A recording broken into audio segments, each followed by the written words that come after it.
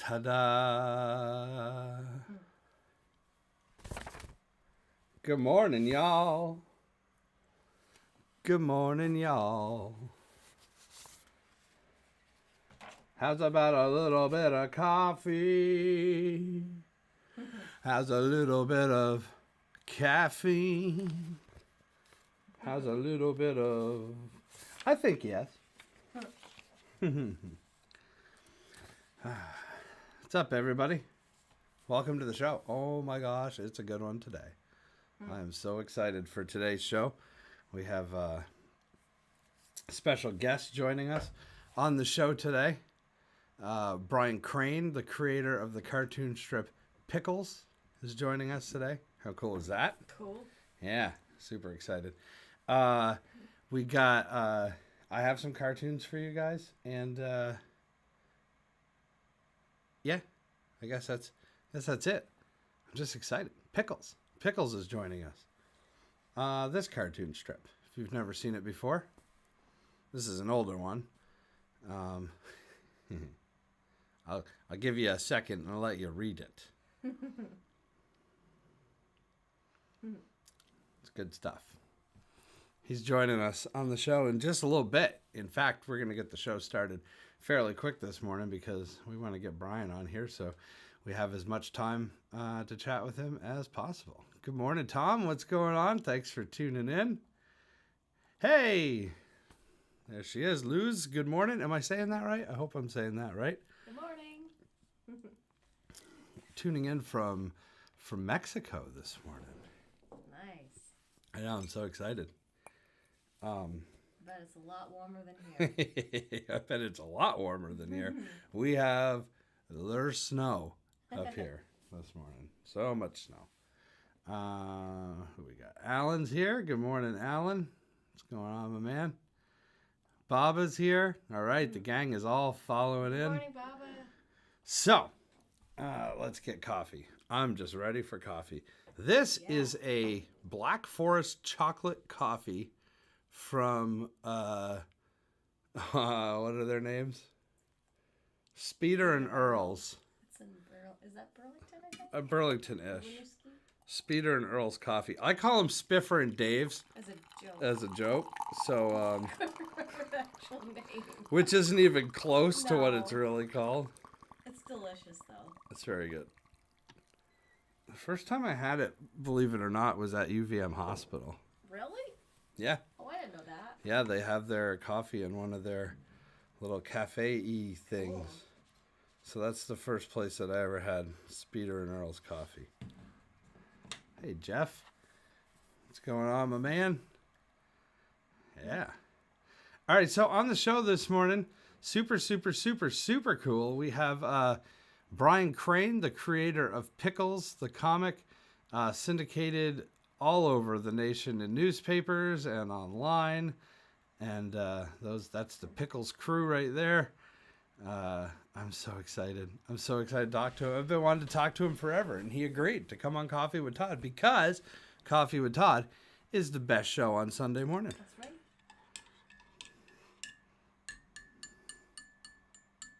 Dare I say it's the best show on earth? It's probably not. Oh, man. I hope I don't spill this. Go easy. Ah! That was really good coffee. All right, so we're going to get geared up. We're going to get rocking. We're going to get rolling. I'm just making sure we're out on all the pleaming strap forms. Wow. Looks like we might be having a little bit of problem getting to YouTube this morning. Huh. I don't know what's up with that. Well, I'll check on it. We'll get the show started, shall we? And I'll figure out what's going on with the YouTubes. In the meantime, grab yourself a piping hot cup of coffee. I will be your Todd. Coffee with Todd, special guest Brian Crane starts right now. Oh, that's good coffee.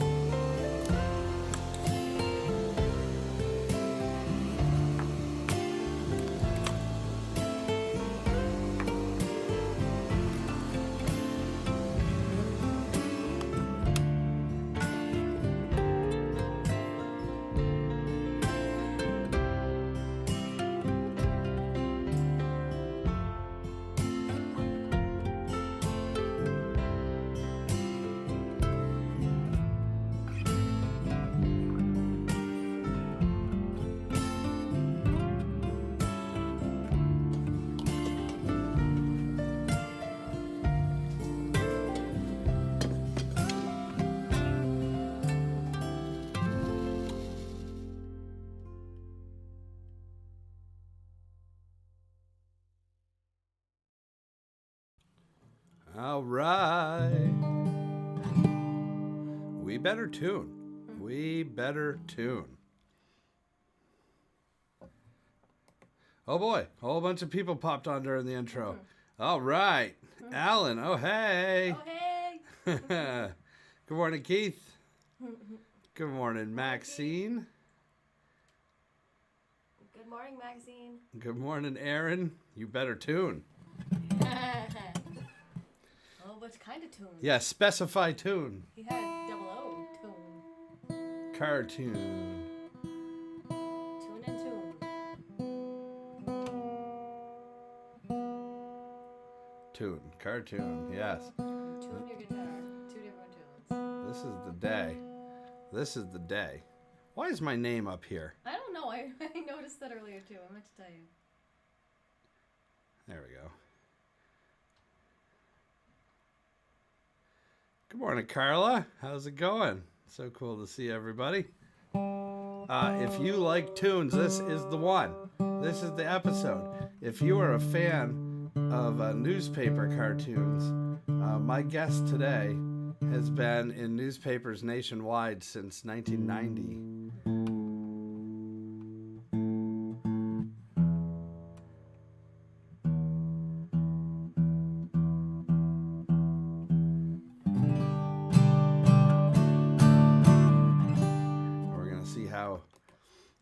See how that all came together. I'm so excited to talk to Brian. But let's do a song real quick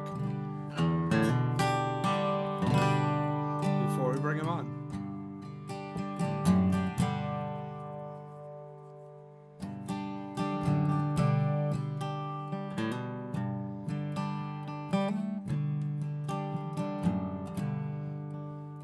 Well, $200 was all I paid. Well, it was avocado and Bondo Gray. But she was a pistol when you put it in gear. It was built like a tank and had power steering. I-91, the southbound lane hit 120 and she started to shake. Well, I never had such a rush. I left a black Mercedes just eating dust. It was a 74 Dodge Dart, and she handled like a shopping cart. They track player and I used parts. 74 Dodge Dart, slant 6 engine. She really tore, had a big old hole on the passenger floor where you could sit and watch the asphalt fly. Pedal to the metal, hey baby, hold on tight. It was a 74 Dodge Dart, and she handled like a shopping cart. 8-track player and used parts. 74 Dodge Dart.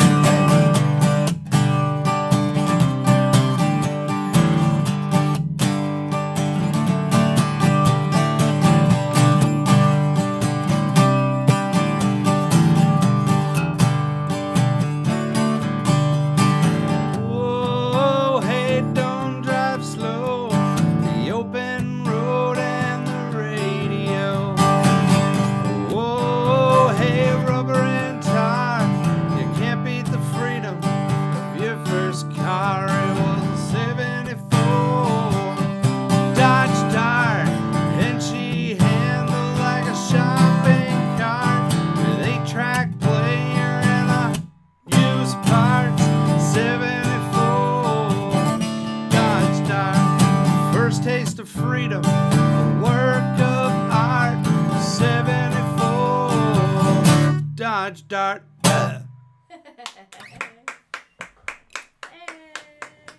Yay! That's my hit song. My hit song. All right. Good morning, Marie. Morning, Marie. Hey, good morning, Al. Good morning, Al. What is going on, everybody? By waking up. Mm-hmm. Oh, so is the computer? Good morning, Microsoft. Felt left out. Useful features you'll love. No, Microsoft. You've never created anything that I've loved. You've created stuff that I've had to deal with. You've created stuff that made my life easier. But you've also created stuff that's made my hair turn gray. Good morning, Joanne. Morning, Joanne. All right. So many people tuning in. So super excited on the show this morning. In just a second, we're going to bring him in. Brian Crane, the creator of the cartoon comic strip Pickles, which has been syndicated in newspapers nationwide now since 1990. That's 33 years. Is it 33 years? Yeah. Right? Yes. Yeah. Holy macaroni fish. Wow. Yeah. Very cool. So I'm excited to talk to him. I love talking to musicians. I love talking to cartoonists. I love going around and checking out different things to do and talking to people there. It's so much fun. That's what we do on Coffee with Todd. As you know, I also do cartoons. Though I'm not in as many newspapers as Brian Crane with my cartoon series Midlife Thesis. I am in the Newport Daily Express. And check this out. On Friday, in Friday's edition, they printed it in color. Yeah. Look at that. Awesome. Thing's huge. It's like the size of my head. How cool is that? Pretty cool. Yeah. Oh, it's a squirrel. Squirrel? Squirrel? Yeah. Pretty neat, huh? Very cool. The color looks nice. Yeah, it looks good. Here's the cartoon itself. Looks good. Looks good. Don't mind the spelling mistake. I made a little spelling mistake. Oh, you didn't find it yet? Too bad. Can't see it now. So my cartoon, my cartoons come out on midlifethesis.net and on Instagram and Facebook at Midlife Thesis Cartoons every Monday morning and Friday morning, and in the Newport Daily Express on Monday and Fridays as well.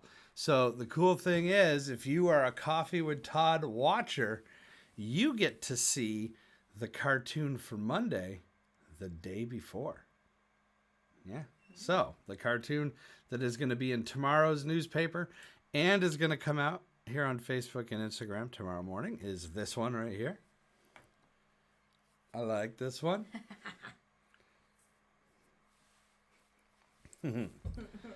This place make best club sandwich. That's not grammar mistake. That's I meant to do that. I did that on purpose. Porpoise? I did. So there you go. Some of the benefits of being a Coffee with Todd watcher. Subscriber. Wow, we don't have a subscription level, but we do accept donations. Yeah. That's one way you can support Coffee with Todd. Mm-hmm. With this nifty little QR code. It's on this side. It's here during the whole show. You can just QR code it and send a couple bucks to help us support the show. It helps us get on all the different platforms. It helps us get to TV stations. Oh yeah, TV stations. Did I get rid of that? Nope. Hey, we're on TV. Look at this. We're on all these television stations. I think one more added us Friday, but I don't remember who they are off the top of my head. I will get it, but yeah, we're in TV all through Vermont. We're in TV in Massachusetts. Nice. Yeah, this show's growing. Become part of the growing community of Coffee with Todd by having coffee with us every Sunday morning. Yeah. And now let's welcome a new member to actually before that, let me check and see who's on here. Oh, Keith Davis says great song. Thank you so much. Linda says good morning, Todd and Danielle. Good morning, Linda. So cool. All right.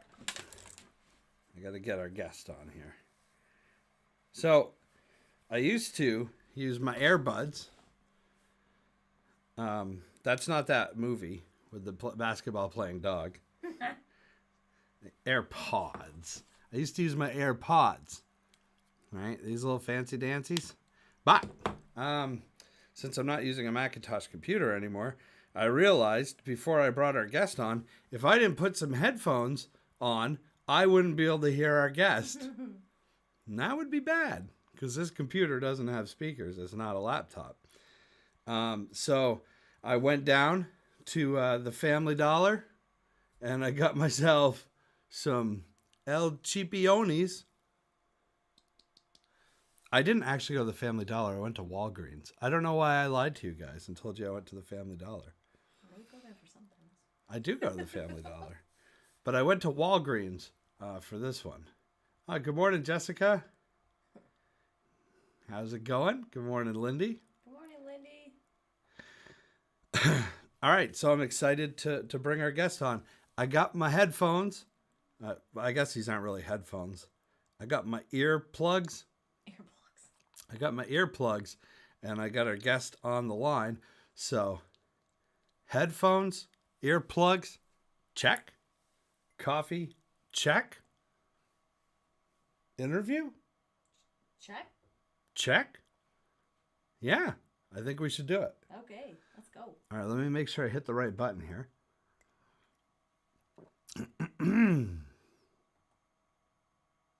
So our guest today is cartoonist Brian Crane. Since 1990, Brian Crane has brought us Pickles, the cartoon strip, in newspapers, books, and online. Here are the Pickles crew right here. And in 2013, he even won the Reuben Award for Cartoonist of the Year from the National Cartoonist Society. So this is Earl and Opal, and this is Brian Crane right here. Hello. How's it going? Fantastic. Thank you so much for coming on Coffee with Todd. And I've got my sip of coffee, so I'm ready to go. Okay, I'm coffeeless, so I'll be dry here. That's all right. It's not a requirement of the show. In fact, a few musicians that I've had on, I'm pretty sure we're drinking something other than coffee during the show. Oh, those musicians, you got to watch them. You do have to watch out for them.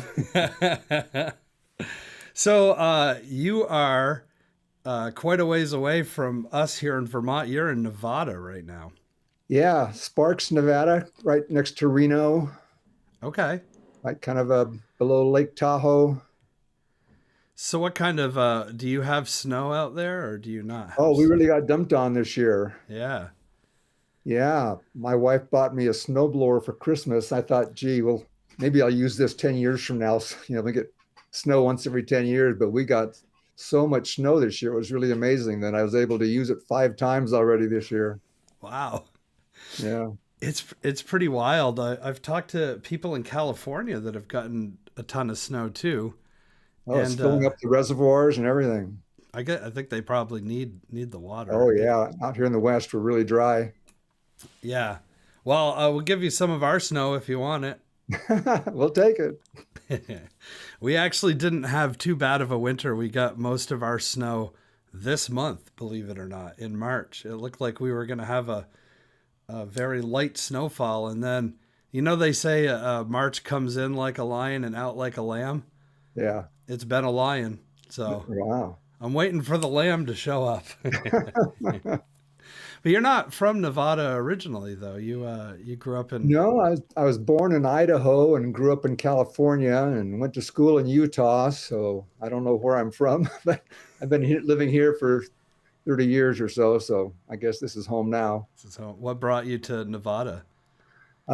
Moved here to take a job in advertising as an art director at an ad agency, and brought my wife and kids with me, and brought my wife here because she didn't like the idea. She thought Reno was gambling and casinos and everything, and but it's really pretty much a family oriented place. We don't really, frequent the casinos, Right. that much except for the restaurants, but it's a nice place to live. It's good all around. You get all the four seasons, the weather, but it's not too crowded and Perfect. not like when we go back to California. It's so busy with traffic and Yeah. congestion there everywhere. But yeah, we really like it here What part of California were you in? in the Bay Area, kind of around the San Francisco Bay Area. Yeah. Yeah. That's really sprung up even Oh yeah, crazier in the last few you go years, back huh? and visit, and we can't believe it. I can't wait to get out of there. Reno does have casinos, though. It's kind of like Oh a, yeah, it's not like Las Vegas, but it has a downtown area with casinos and stuff. huh, Yeah, interesting. See, I don't know a lot about the area. There's that horrible show that used to be on Comedy Central called Reno 911, and yeah, that's that about wasn't not the real Reno. that's No, not real life. no, They you did can't. a similar movie called Super Troopers around the same time that was supposed to be based on the Vermont Highway Patrol, but Oh, it wasn't the same. It was just a lot of stereotypes about Vermont, and it was all shot in Connecticut. the only thing I know about Vermont from my I've never been to Vermont. It sounds like a beautiful place.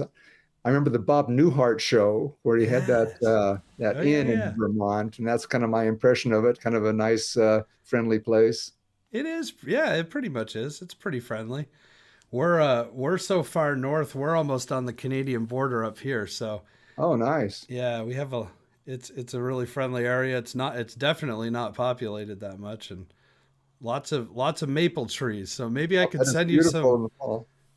Yeah, it is gorgeous. Maybe I could send you some Vermont maple syrup. Oh, yeah. Do you have a sweet tooth? Oh, yeah. Yeah. Okay.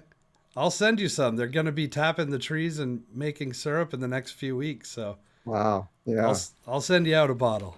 Sounds great. So you mentioned you came to Nevada to work at an art agency before you started doing a cartoon strip in the newspapers and stuff. You actually worked for ad agencies, correct? Yeah. Yeah. I graduated from college with an art degree and had to make a living somehow with Yeah. a young family. So I loved, you know, doing artwork, and that was a place that you could actually get paid to do artwork. Wow. And so I did that.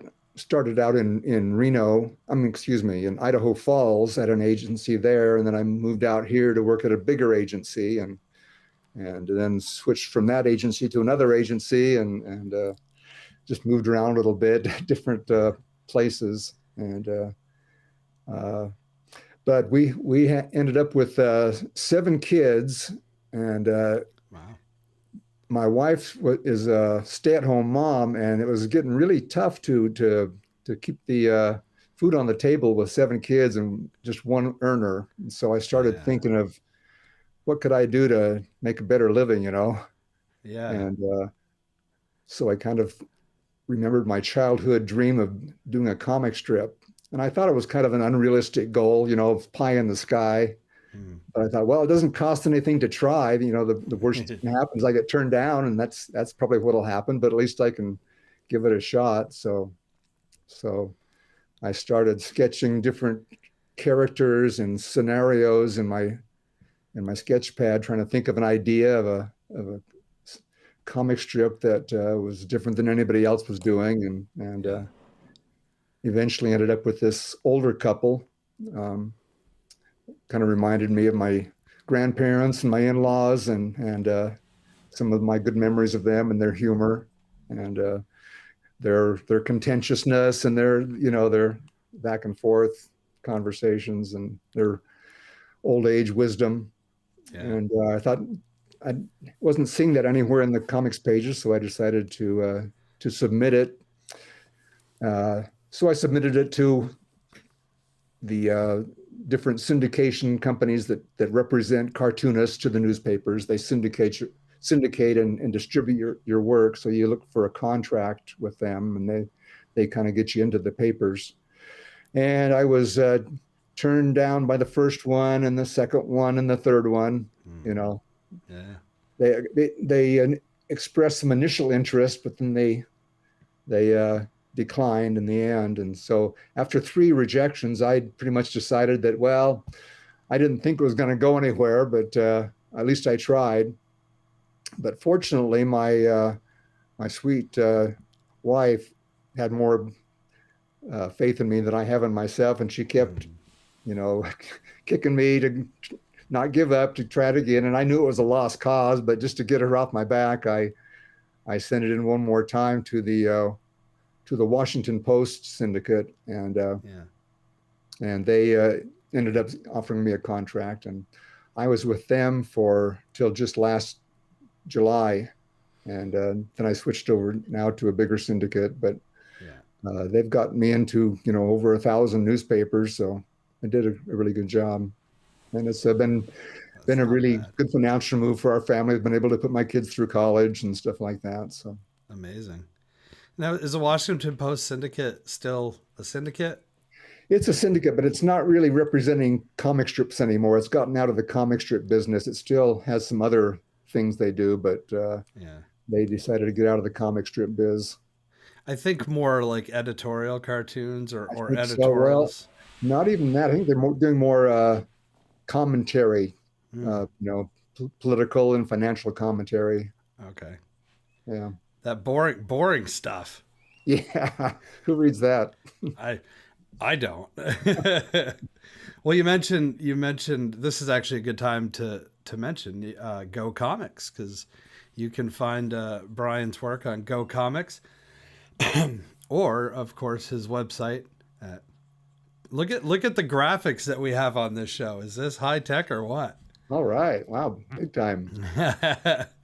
Go Comics is a subsidiary of Andrews McMeel, which it's like since you started this, the syndicates have kind of condensed down, haven't they? It seems like there's only 2 or 3 that are still. Well, there's King Features, which is also fairly large. There's Creators. There's Tribune Media. I think those are the major ones, along with Andrews McMeel. Yeah. And I think Andrews McMeel is the biggest one now. King Features used to be the king of the syndicates, but they've but they're not quite as big now. Yeah, they seem to have like a lot of the classic stuff. Yeah, Popeye and Prince Valiant and those Alley-Oop and some Blondie of those Blondie.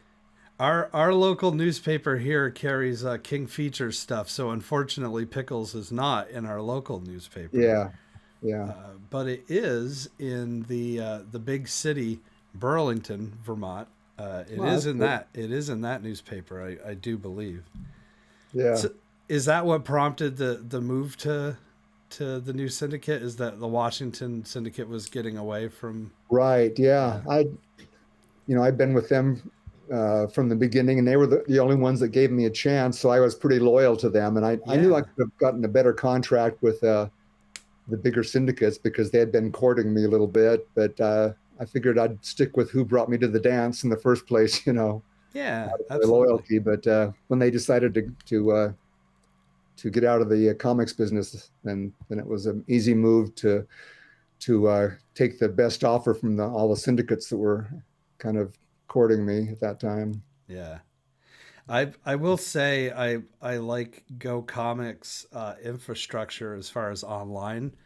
Yeah, they have a good platform there. I think theirs is the best, and you get to be on there with Garfield, and that's right, and an old Calvin and Hobbes rerun. So absolutely, it's not so bad. Yeah, I discovered Pickles because it doesn't run in our local paper. I discovered it on Go Comics. Yeah. And it made me laugh so much because I think I told you in my initial email to you, like reading Earl and Opal's daily shenanigans, it sometimes reminds me of the way my grandparents were, except my grandparents were from Quebec, so in French. Uh-huh. But Earl is very similar to my we called him Papa, and Opal is pretty similar to my Mimi. So I kind of, it's one of the strips that I immediately added to my daily feed. Well, And I can't tell you how many times people tell me you must have a microphone hidden in our house because that's you're recording our conversations and putting them in your comic strip. I get that every day from my readers. yeah, So I that's think, great. Well, yeah, I mean, it's it's that's relatable. what I'm shooting for. Something that people can relate to and identify with their own lives.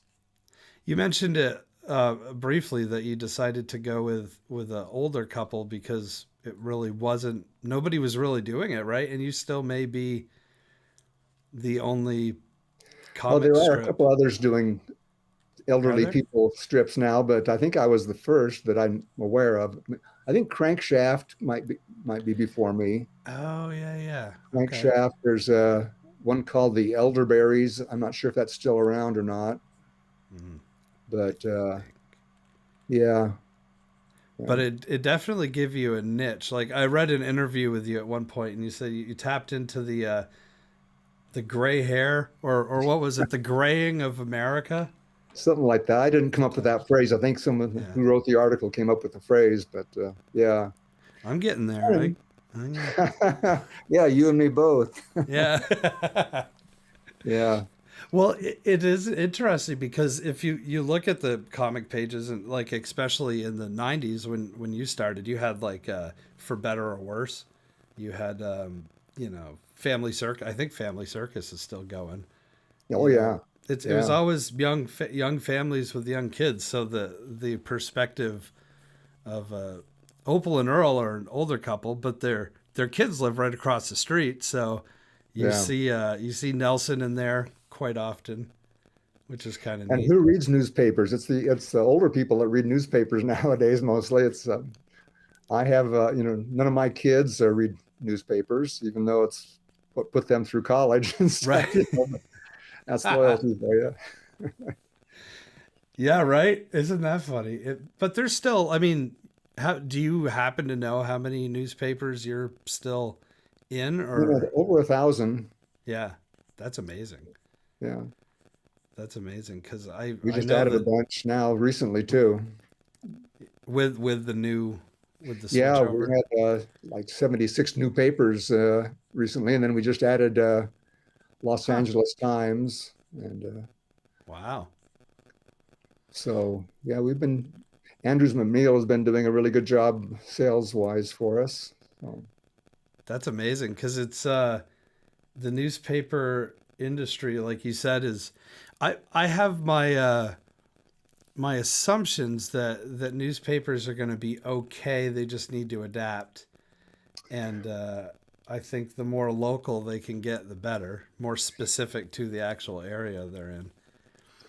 But who when I knows? was first when I first was contracted by the Washington Post, I asked them how many papers they thought I might get into eventually, if uh, if we if we succeeded, and they estimated we might get into 50 papers or so.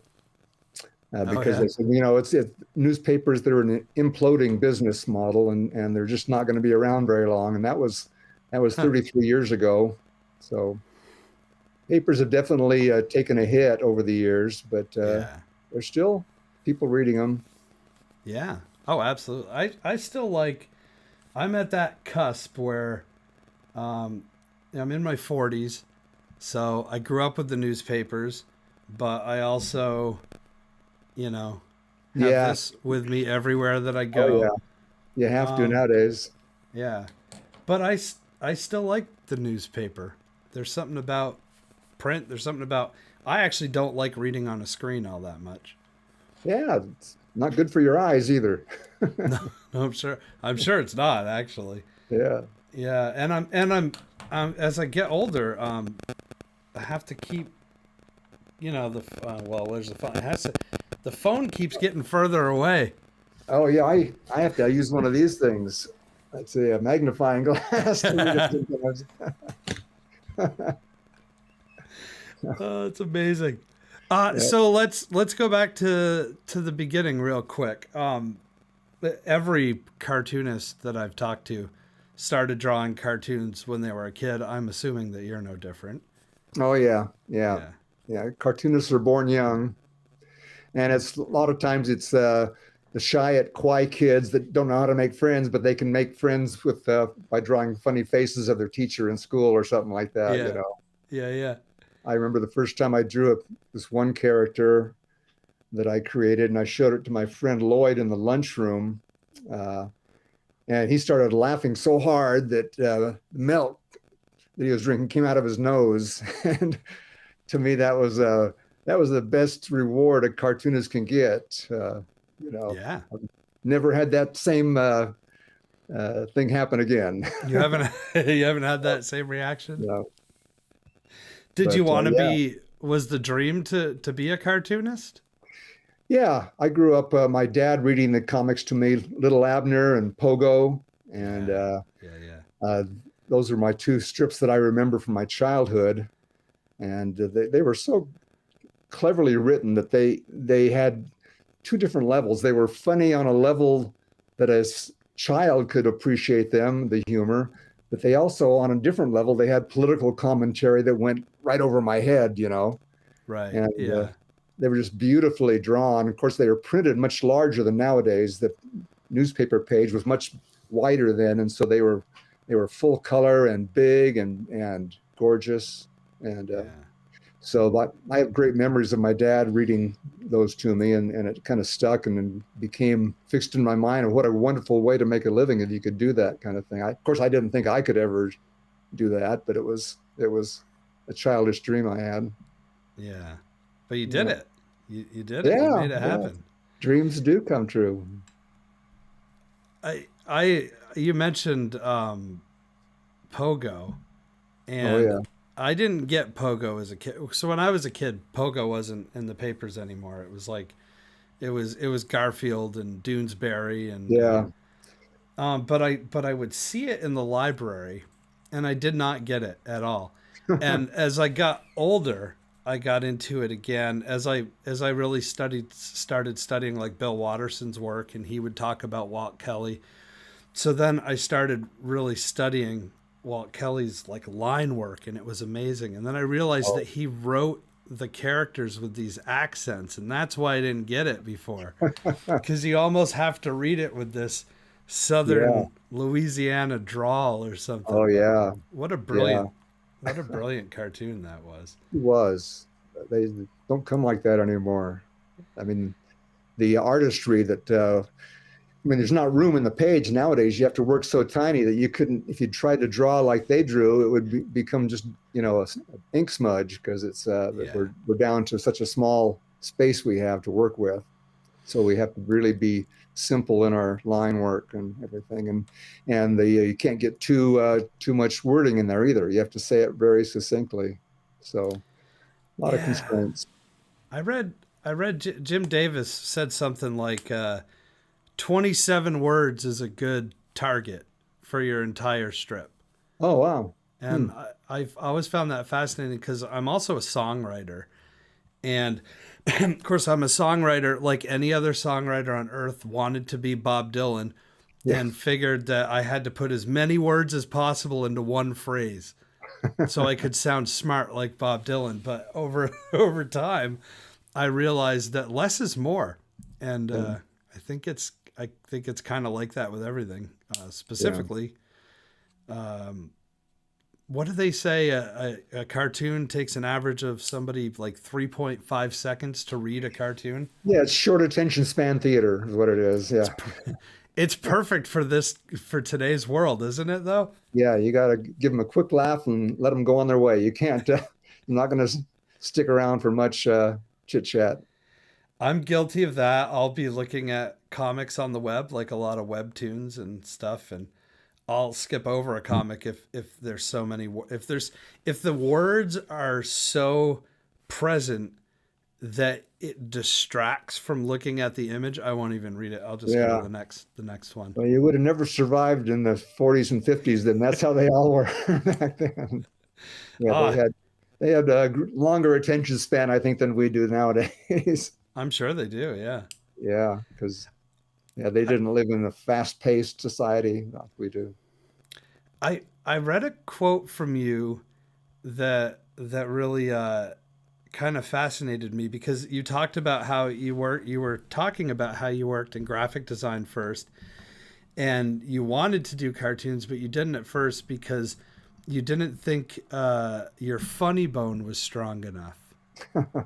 And I found that quite interesting because I think artists are not just artists, people in general are their own biggest critics. But like, I think your humor is incredibly witty. I think your funny bone's fine.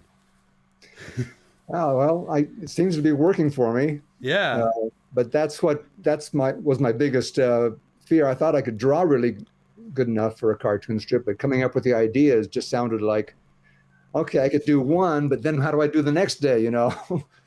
Right. It's just an unrelenting day after day. How do they come up with that? And of course, nowadays, a lot of cartoonists hire writers to submit ideas, and they don't write them all themselves. But I've always uh, done it all myself, so Yeah. I don't think I Well, could. you get to keep all the millions that way.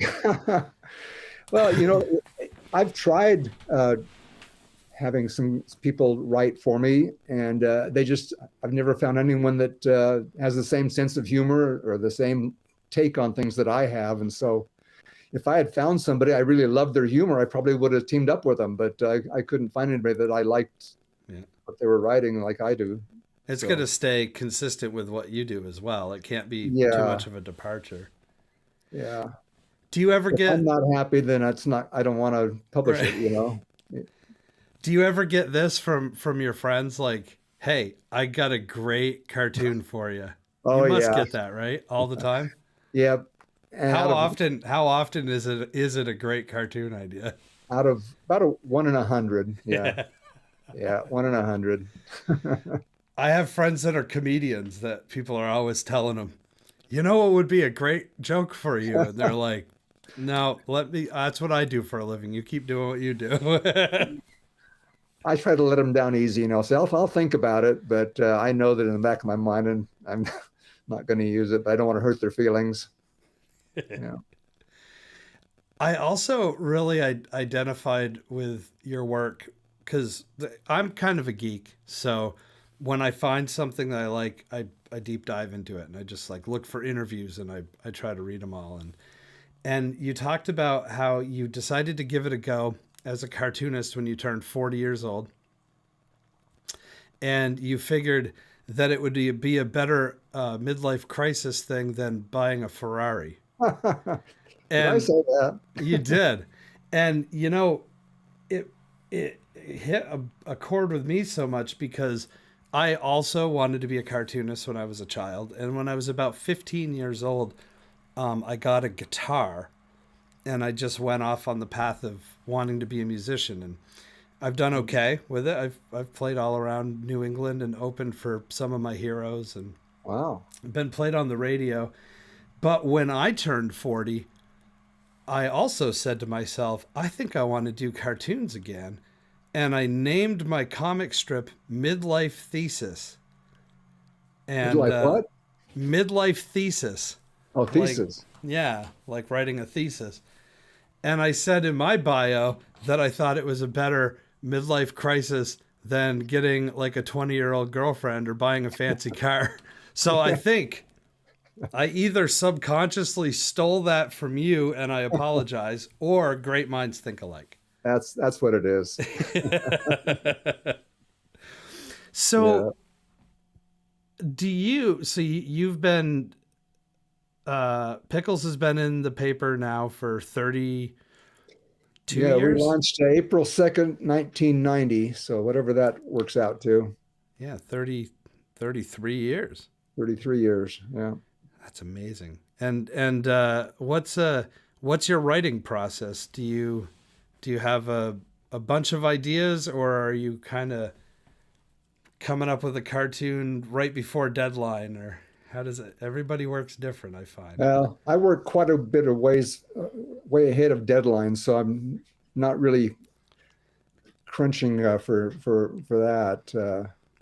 I've heard of cartoonists who have had to actually, you know, fly their ideas on a plane to get to the editor in time because they're so close to deadline. One Yeesh. famous cartoonist, but yeah, I can't work that way under that much No. pressure. So I try to keep a large cushion for my dry spells, and then when I'm mind is working, I try to crank out as many ideas as I can while my mind is in that mood and that creative mode, and then when I run to a dry spell, I can coast a little bit and refresh my batteries. Yeah. Yeah, it can be draining, coming up with ideas. Well, you're day coming after up with day. And 365 of them a year, right? yeah, it's a daunting task, and you look back after 33 years and think, where did I get all those ideas? But Yeah. it's like eating an elephant. You just take one bite at a time, and pretty soon you've eaten an elephant. I've never done that. Do you get ideas from like conversations that you have with your children or with your wife or with friends? Oh yeah, Yeah. yeah. A lot of them are just. If I was living by myself in a room, I couldn't come up with a strip. I have to have stimulus. Either people around me, ideas people are talking about, and things I hear at church, or my kids come home from school with something, and I have to have something that sparks an idea. I'm not smart enough to just think of things out of what's inside my head. I have to have outside, inspiration to work on, or I'll be dead in the water. Does So, anybody ever come to you and say, "Hey, we had that conversation," or "Hey, that was me that did that"? Does that ever happen? oh yeah, Yeah. yeah. And sometimes I know that it wasn't them that I used, but I humor them and say, yeah, well, thanks for the idea. Oh. So, do you work digitally, or are you still doing the traditional pen and ink thing? Yeah, let me show you one here. I'm still working old timey. This is I love that. just pen and ink. A bottle of regular ink and a old fashioned pen like you dip in the bottle. Yeah. Can't Here, really. actually, let me do this. We'll be able to see it better. There Yeah, we go. yeah, an old fashioned pen, bottle of ink, and a piece of paper. That's what I work with. I know most cartoonists nowadays are going digital. It's more efficient. It's quicker. You don't get ink Yeah. all over your fingers and everything. But I just like the old fashioned way. I've tried Yeah. switch, and it just wasn't me. So Yeah. I wondered because I look at your line work and I think to myself, man, that looks traditional. yeah. It's hard to tell nowadays though. Some people that do digital do a really good job of making it look traditional. Oh, they do. They do a great job, and mine to me looks pretty sloppy, but I'm just not ready to go digital. No. No. Hold that up again though. So for our viewers, look how much bigger the comic is than it is in your newspaper. Yeah. That's like what? That's like a half a sheet of a sketch pad pretty much. Yeah. Yeah. That's amazing. Now do you sketch it out in pencil, like a blue pencil, or Just a regular lead pencil. yeah? And Yeah. then you just ink over the Uh-huh. pencil, or Yeah. Yeah. Of course, the writing comes first, yeah. and then I start thinking how I'm going to situate the characters, what the setting will be, and everything. And but it all starts with the writing. Yeah. And hand lettering too. I assume it's a hand. Yeah, it's hand lettering. You're definitely not type. There's no font that you're using because No, I tried that I tried. My daughter made a digital font of my handwriting. Created a font for Yep. my own writing, but I just can't get into it. You know. You know, I like the traditional stuff.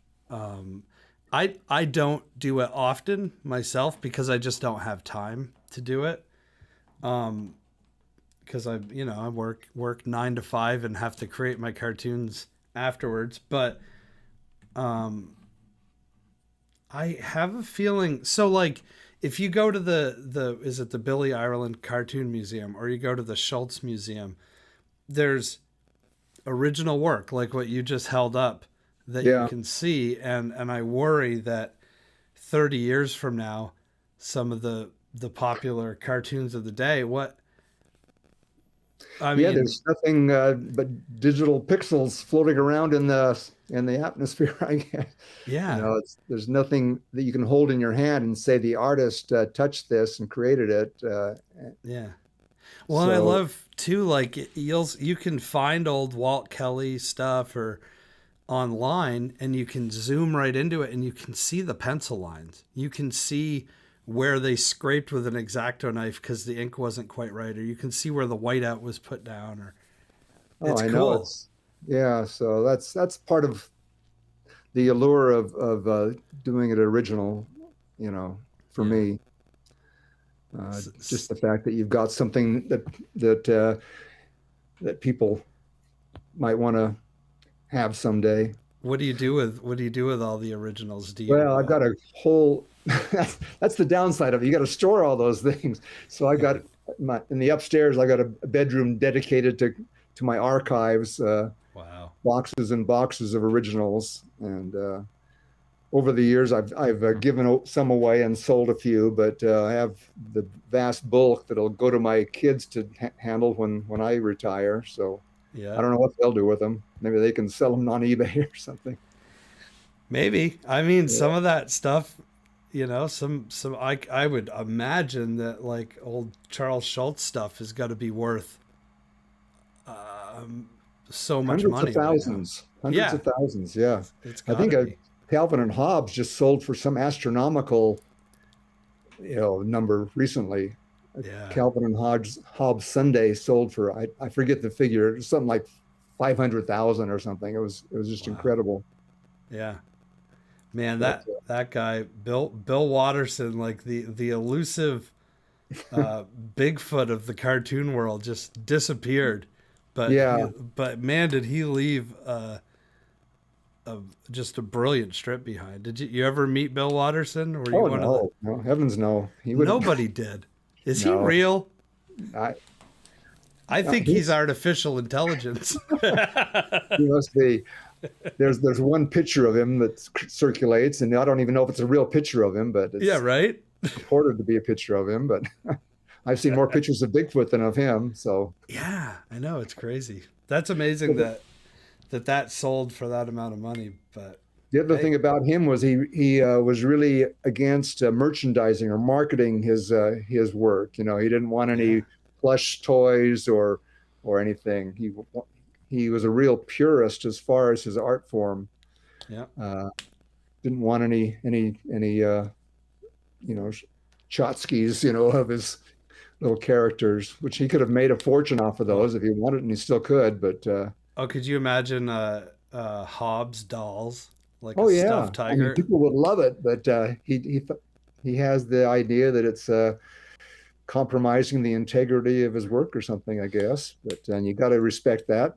He might be right because, like, when I was a kid, I would read Garfield. I loved Garfield, and I had in my own mind what Garfield sounded like. And then in the 80s, Garfield and Friends came on television, Oh and yeah, the guy that did the voice of Garfield is the voice that I hear now whenever I read a Garfield comic strip. So ah, he might have been onto something because yeah, he could be. Yeah, I often wonder if Bill Watterson would have made the switch to digital had he still been cartooning. I don't think so. I think he would have stayed traditional as well. yeah. Who knows? I don't know anything about the guy. Anything is conjecture, but Nobody Him and does. him and Gary Larson was another guy that Yeah. kind of quit at the peak of their careers and Yep. didn't really capitalize on their fame or their Yeah. creations like they could have if they'd wanted to. So they're kind of two unique geniuses of the profession that kind of just walked away and left us all wanting more. Yeah. Absolutely. Yeah. You still rabid fan bases for sure. So you do traditional, but the dailies now, not just the Sundays, are also in color. You don't do watercolor. No, my daughter works for me and does all the coloring for me. She's a much Oh, better okay. color. In the beginning, I used to color the Sundays, uh, not with myself. I would just indicate with numbers on a copy of it and send it to the color house, and they would put the colors in. So I've never colored it actually myself, Okay. but my daughter just does a great job. She's a whiz with Photoshop and does a really good job and stays inside the lines and everything. they Even when she was a little girl, she would do great coloring books, better than I could. So uh, yeah. That's cool. So it's kind of like a family business. So yeah, you draw the cartoon and then you scan it and send it to her, I'm assuming. And yeah. I scan it in Photoshop and she colors them and they go off to the syndicate. that's amazing. It's, That's it's, cool. it's, That must be fun to work with your to work with yeah, family that way. and she keeps she's a good source. If I misspell a word or something, she can help me out that way too. Have a kind of a pre-editor working Yeah. on it. Does she doesn't do like because I know a lot of cartoonists in the past would have like apprentice that would do the lettering for them per se or Yeah, I read about that. Cartoonists, like even for the comic books, they would have a letterer and a penciler and then an ink guy. So there's three different people working on the yeah. Superman comics. It'd be the different stages: the pencil, the ink, and then the lettering. But yeah, I don't know of any cartoon strips that work that way, but I like doing it all myself. Yeah. And then she just colors it in Photoshop. And do you ever say like, no, I don't like that color? Because I mean, she can just go, oh, okay. No, she always has a better idea for the colors than I would have had. Yeah. Color's Yeah, tough. Color's yeah. a It color's just its own takes thing. she always makes them look better and picks colors I wouldn't even think of and so I have no reason to question her choices at any time. Yeah. That's cool. I like that. Any of the other children No, artists as well or does no, I have another daughter who kind of manages our website and everything. yeah, Uh, so it's a little bit of a family affair. that's Of cool. course, my wife is my ultimate editor. If ever wonder if something, should I, is this funny or not? If I'm thinking of throwing a strip away and I think it's not funny enough, I'll take it to her and see if she thinks it's funny. And if she likes it, I'll keep it. And if she doesn't, I'll chuck it. Come So up with something else. yeah, That's so but you're the only cartoonist in the family for right. Yeah. Yeah, it'd be nice if I had another cartoonist that could take over for me, but no one has expressed an interest in it. I think they're too smart for that. I don't know. Yeah. well, this is actually a good way to get into this question because, and we've talked about it a little bit, but like in your view, like how much has technology and like social media changed the comic strip industry? Not so much comic books and stuff, but like what you specifically do. I think there's less opportunities out there for Yeah, people. I think it's tougher to get a syndicate contract. Newspapers aren't begging for another cartoon strip. They yeah, got so many to choose from now. There's hundreds of comic strips to choose from, so uh, it's tough to break into. Um, but I'm not sure if I'm answering yeah. your No, that's question. fine. I was just curious. I mean, you're not like you're not a huge social media No, I personality. go on Facebook, but that's about Yeah, all I do is check out Facebook once a day. yeah, that's I don't enough. really, I don't really, not really a social media guy. Yeah, I find with the arts nowadays that like most artists, it doesn't matter if you're an author or a visual artist or a musician or a comedian. I feel like people spend more time promoting themselves on social media now than they actually do um, doing what they're promoting, if that Oh makes wow. sense. Yeah. Yeah, that's just seems strange to me.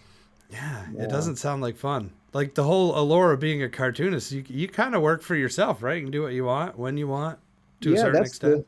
that's the fun part of it. I can take the day off when I want and I can, but I just enjoy being here in my studio and thinking of ideas. It's just a fun way to make a living.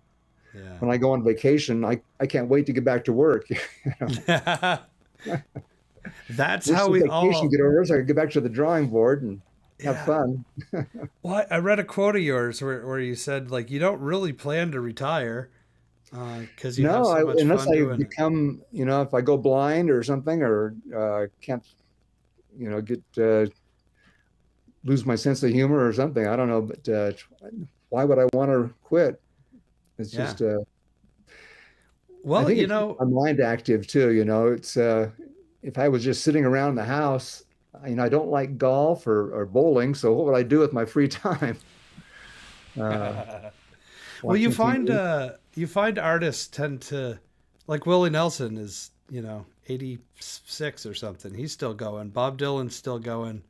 Charles Schultz pretty much to He the worked day till he the day he died. died. Yeah, I mean, yeah. but like accountants, like they retire as soon as they hit 65 or That's whatever, right?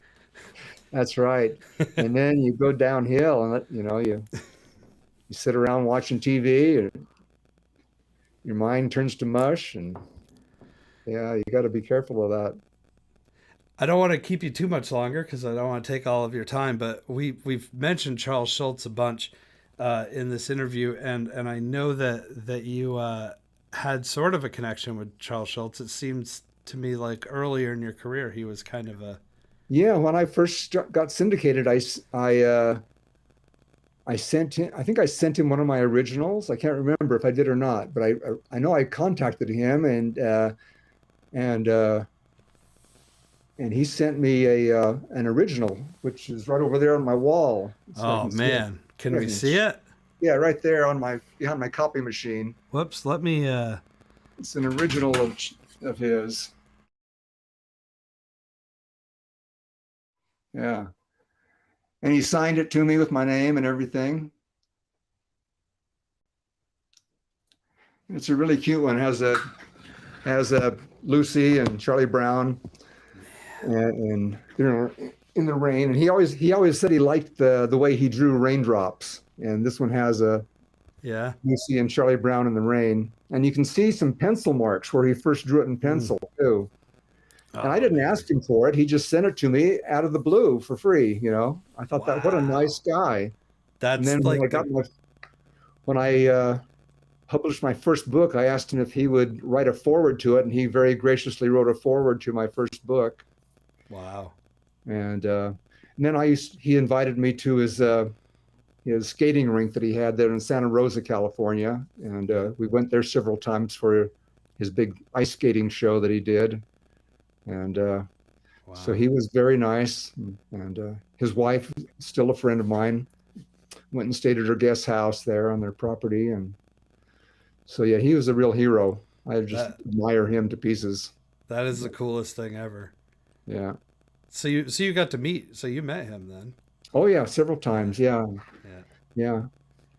That must have been cool. He's, I know that skating rink is it's still there, right? Like, isn't it part yeah, of it's the still there. museum? Yeah. But he used to have every year you'd have a just really big show with like Holiday on Ice type characters, and Snoopy on Ice. They'd come there and Yeah. do a really professional show, and one night would be Cartoonist night when he'd invite all cartoonists to come and be part of it. And Oh man. so we went to that several years, and and then part of it was one of his charities was Canine Companions. And so we would go to lunch at the Canine Companions facility there in Santa Rosa and would make a contribution to them.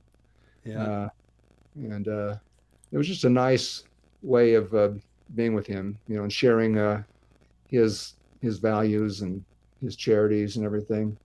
Just a very down to earth guy. He is most famous cartoonist in the world, but he'd put his arm around you and be your friend and encourage young cartoonists. So I hope I'm trying to be the kind of guy he was. Sure. That's amazing. Yeah. Was it kind of nerve wracking, like showing him like one of your cartoons? Like, Oh, sure. Like, yeah. It'd be like showing my little sketch to Michelangelo saying, "Hey, isn't this cool?" Yeah. What an Yeah, no, opportunity, though. Like, yeah. He encouraged lots of cartoonists, not just me. He was very open to he'd open his doors to cartoonists to give them a shot in the arm. It's great. So very generous man. That's so cool. That's a pretty neat experience, and that original strip hanging above your desk. That would Oh, be yeah. like, you must look at that every day. I can't imagine that a day Yeah. goes by you don't look at that. I Every would. day. Yeah, that's It's cool. priceless. Yeah, yeah, it is. And you could always sell it on eBay for a lot of money. Not And in your life. and if and if Not in Charles your life. Schultz worked digitally, you wouldn't be able to sell it. I know, that's right. I do wonder, like, if, because like people like you and I, like you mentioned, seeing the pencil sketch Yeah. and that he inked over, like maybe in like 30 years we'll go to museums and it'll just be Photoshop layers and you'll be able to click on the individual layer. Yeah. Ooh. Yeah. Well, you can probably even find his DNA on that strip, maybe, Oh, I'm sure you could. That's so cool. Yeah. I think I got everything. Did I miss anything? Is there anything? No, I don't have anything to plug or anything. I'm just hacking away on my daily grind here and Yeah. So you knocking can out. see this is the website, I believe. It's picklescomic.com. That's right. And Yeah. if you're a Go Comics member, and I suggest that you become a Go Comics member Oh, because yeah, it's a great place. and You it's can what, get $20 a month, right? Or $20 a year. I'm sorry. Yeah, I'm not sure what it is, but and they have a good calendar feature there where you can go back and search for comic strips in the past that you haven't seen too. So Yeah. I Yeah, it recommend it. is really cool actually. You can read they have classic Peanuts. You can go all the way back to the very first I think they call it Peanuts Begins or something. Yeah, I'm not sure. The only thing is they colorized a lot. All of the Peanut stuff is colorized now because I really? guess it's the digital age. Huh. So I know somebody for the Schultz organization I cannot remember her name, but she worked for Charles Schultz before he passed away, and she has colorized all of his original strips, and so you can go back and see old Snoopies from the 50s, but they're in color. Oh, yeah. It's kind of neat. One other thing about Charles Schultz, I just remembered my editor at the Washington Post for many years was Amy Lago, who was also Charles Schultz's editor. Wow. So that was really special to me, and kind of hated to leave the Washington Post because I didn't have her as my editor anymore. But Yeah. Oh, that's a good question. How does an editor, like, do you have to submit your cartoon? Do they give you suggestions like, oh, you should word that differently, or maybe we shouldn't run this one because it's in poor taste, or I don't know. Is that what I an guess they editor can does? do that. It doesn't really happen to me very much. Only thing I ever get is if I've had a bad sentence structure, a bad grammar or something like that, they would tell me. But Yeah. I've never had that haven't had any contact like that with my new syndicate, but Amy Lago, my old editor, would sometimes make a suggestion, find something where I misspelled a word or used a word incorrectly, and she would say, "Do you want me to change that?" And I'd or leave it as it is, and so they just kind of watched out for my grammar and spelling. Hey, But as far as content, they never did bother me with content, you know. Of course, I'm not a very controversial cartoonist. They don't have to worry about me stretching the boundaries too much and causing any panic in the newsroom. That's probably a good thing. Yeah. Awesome, man. Well, I can't thank you enough for coming on the show. It's so much fun.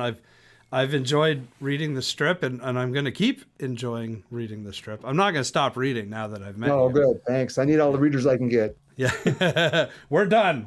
But when you're ready to put another book out or whatever, we'll get you back on the show to promote it and stuff. All right. Very thank cool. you so much. I appreciate it. Yeah, man. Thank you. How cool is that?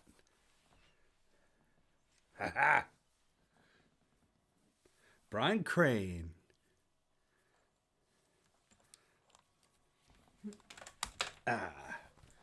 Oh, Carla, I just saw your question. I should have asked him that, shouldn't I have? I read it in an interview. So Pickles is the last name of the characters. So this is that's Earl and Opal Pickles, and the kid is Nelson, and I don't remember the daughter's name, but the cat is a Muffin, and the dog is Roscoe, and Pickles is the last name of the family.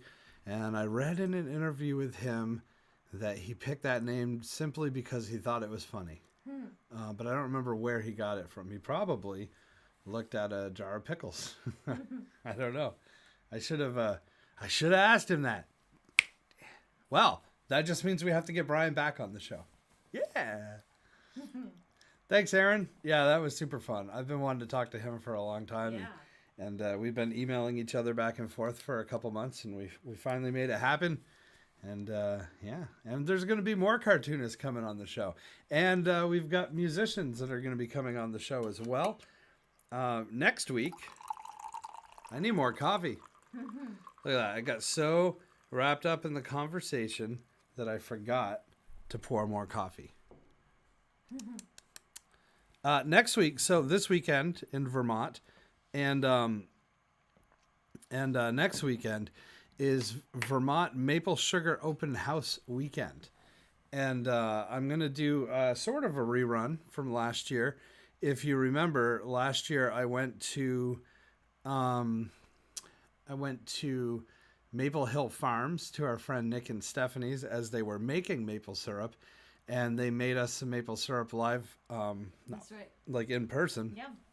And I am going to air that back again because when I aired it, I was still using an older program and it didn't come out the greatest. And I still have the original video, so we're going to do that. So next week, we're going to make maple syrup here on Coffee with Todd, which I think will be super fun.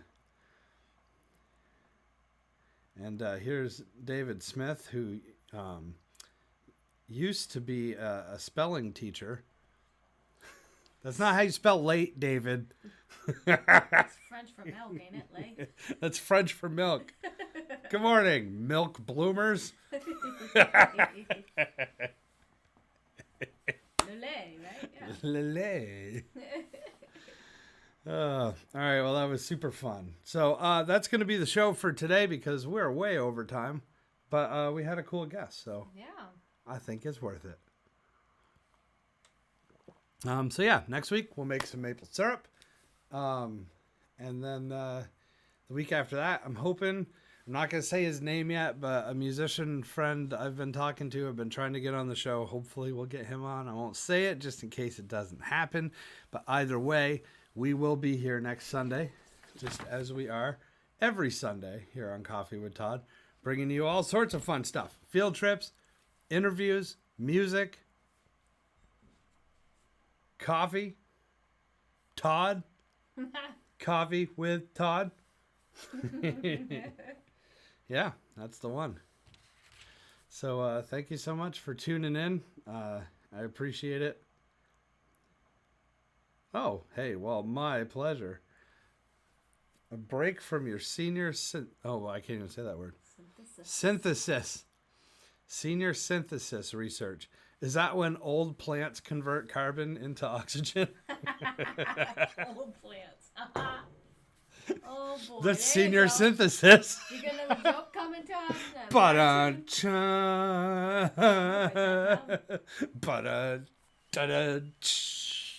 Have a great week, Marie. Synthesizers. Oh, man. That's good stuff. Old timers making keyboard effects on synthesizers.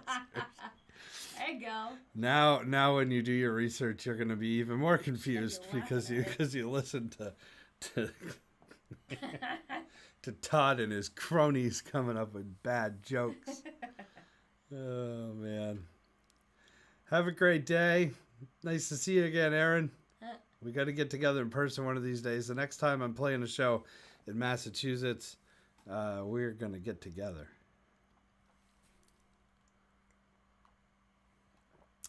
You want to have breakfast? Yeah. All right. We're going to have breakfast. Be safe. Be well, everybody. Thank you for tuning in every Sunday. It means the world to me. I know there's lots of stuff that you could be doing on Sunday mornings, but the fact that you spend some of it with us means the world. So have a super wicked cool day and a super wicked cool week.